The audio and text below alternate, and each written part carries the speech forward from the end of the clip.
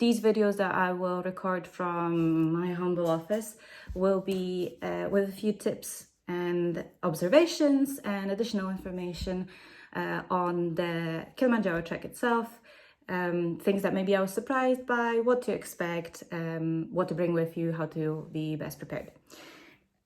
I'll start with an easy one, which people might be curious about, which is food. If you watch my daily reports, you will notice that I pay particular attention to the food that was served. I was very appreciative of that, whatever was cooked for us. Firstly, because someone cooked for me, which is always very nice, and I didn't have to worry about the cooking or the washing. But apart from that, it was really, really good. The travel agency, Alteza, who I'll say this now, and I'll say this probably many a times through these videos, and this is not sponsored by them, have done a fantastic job in organizing the whole trek and pulling everything together. Whatever they're responsible for, if they're responsible for the chefs and for the food and ingredients, then fantastic job. People that I have spoken to about Kilimanjaro who had done it before, had done it actually a few years back, between 8 and 10 years. And I did have an expectation that things would have changed since then. Also on Alteza's website and on Trustpilot reviews, etc., I saw only positive comments regarding food. And yeah, on Alteza, on their website, they'll say that it's all nutritious food that's meant to sustain you on the hikes, that is fresh. Obviously, all of the ingredients have to be taken by the porters, short straw for whoever is carrying the eggs. We were at Barranco camp, that's what I remember, when we were handed a list that we could check any things that we wanted from the equipment list to be delivered after having experienced a few days at the camp. So for example, I guess I could have requested another sleeping bag to be warmer, or another set of thermals, and those would be delivered for I believe for day 4 or for the end of day 4 at least. But basically all the food supplies that were missing were also delivered. We could see differences between, I guess we used to have a small tin of coffee and suddenly big ones appeared. And that facilitated actually having that fresh food being cooked for us every day. So going back to having spoken to, in preparation for this track, having spoken to a few people, what to expect in terms of the cuisine, and they did not paint a positive picture. They were saying that they stuck with porridge because that seemed the safest thing to eat, and for that reason, and it's also advised as part of your preparation, I had probably, I don't know, 10, a variety of energy bars with me. In the end, I had probably 2 of those, and I had them during my safari days. So I actually had none of my snacks during the trek because there was absolutely no need for them. So you would have seen from the reports that our breakfast, yes, we always had porridge for breakfast. That's how it always started. In fact, all of our meals started with a bowl of something hot. And then soon after, sometimes simultaneously, the other hot dishes would arrive and they would be served to all per portion. But most of the time, there were leftovers that you could help yourselves to as an extra. There was always toast. Sometimes we had toast in a whole, although it was actually egg in toast. There was an egg of some form every day. So an omelette, for example, like a triangle over an omelette, so not a huge portion. We had chicken sausages, and just, I was absolutely in love with they call them chapatis, but they were really crepes. And wow, I mean, I could not get enough of those. Yeah, okay, I only had one every morning, but I had one every morning. They were just like taking me back to Paris, believe it or not. And I'm sorry if any French people are offended, but it really were very good. I should probably say beforehand, and I might have mentioned it in one of the videos, that before we even got to breakfast, how we were woken up every morning, usually at 6:30, was a knock on the tent, a jumbo, and asking if they can come in because they were bringing hot water with either your choice of instant coffee or tea. And this was our way of kind of kickstarting the day, but for me particularly to warm my hands as I was getting ready in the morning before leaving the tent to join a group for breakfast. Breakfast was served really when all of us, or at least majority of us, because some of us were really good sleepers, were inside the tent, so to make sure that the food was hot. But if we wanted a drink beforehand, there was always a selection of the instant coffee. There was a variety of teas. Off memory, there was a lemon tea, green tea, hibiscus, and just normal black tea. That was always on the table. And the other things that were on the table were always condiments. So ketchup, the spicy sauce, which I'm not called, hot sauce.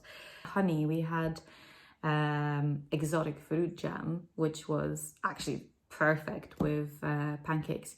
We had peanut butter, we had Nutella, which, as you can imagine, was perfect for pancakes. And even in colder temperatures, we found a way of keeping the Nutella or defrosting Nutella after the frosty nights.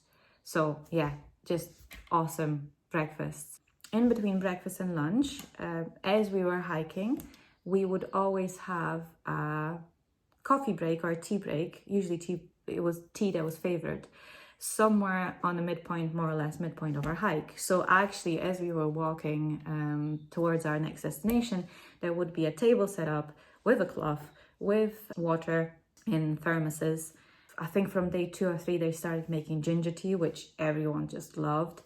And there would always be either roasted peanuts available, or digestive biscuits, or homemade cake, like a sponge cake. Lunch and dinner always started the same way. We always had a bowl of soup of some description. Often it was chicken soup. There was sometimes, I remember, beetroot with beef. So bowl of soup, especially appreciated at dinner time, when, you know, after the sunset. And then we'd move on to whatever was the main. A few examples you would have seen: the one big plate when we had pizza and tart made out of pasta. We had sandwiches. Chicken was often on the menu, but you know, it smelled amazing and it tasted fantastic. So I had no problems with eating chicken every day, to be honest.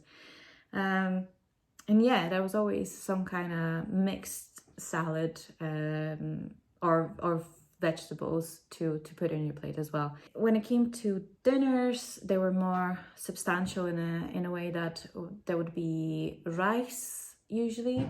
Sometimes we had pasta. I think on night 1 or night 2 we had bolognese with beef, with, you know, proper meat. Usually there would be your carbohydrates, and then there would be a sauce, for example, a chickpea stew, or like a pasta sauce, and then there would be some protein, like your different kinds of meats. Usually it was chicken or beef. And you know what?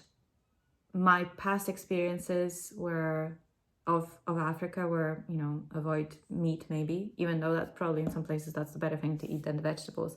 I had absolutely no concerns about any of the food there. Happy to eat everything, and I personally never felt ill at all. And we never actually had cake apart from Drew's birthday, which was a surprise to get a chocolate birthday cake on a mountain. And of course, apart from those, tea breaks, but never any desserts. But what we did have was fruit, and there were there was a selection of different fruit every night. So there were pineapple. Later on we had watermelon appearing, bananas often made an appearance, mango, oranges often as well. So they were making sure that we're getting the vitamins in as well. Final note on food, apart from, you know, whether it's good or bad or indifferent and whether it's to your taste or not, I think it was, and I'll mention this later on in a video about how to improve your chances of achieving the summit.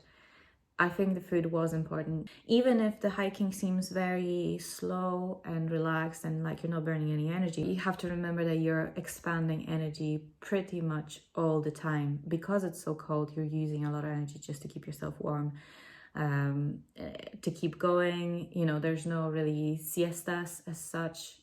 Some people did take naps, but it's not comfortable napping. So I think your body's always alert, always working, and you don't get a proper rest until you come down from that hill. So I would definitely recommend, depending on what company you go with, read the reviews, see what people are saying about the food.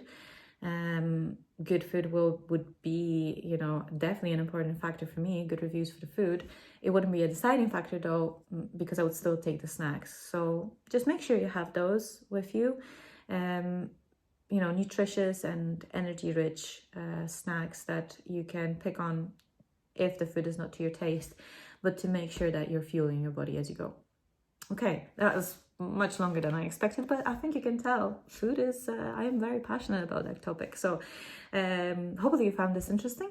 Just to finish off, the reason why I did Kilimanjaro, apart from loving Africa and loving hiking, I am collecting funds for a Scottish charity, VSA, formerly known as Voluntary Service Aberdeen, which works with local communities, providing the support that they need, whether it's from children to older people, whether it's mental health, social health. This charity has been on the go for 150 years now. So if you found this video useful and you are in a position to do so, please drop a few pounds into the fundraiser, and you find the link below. Thanks very much.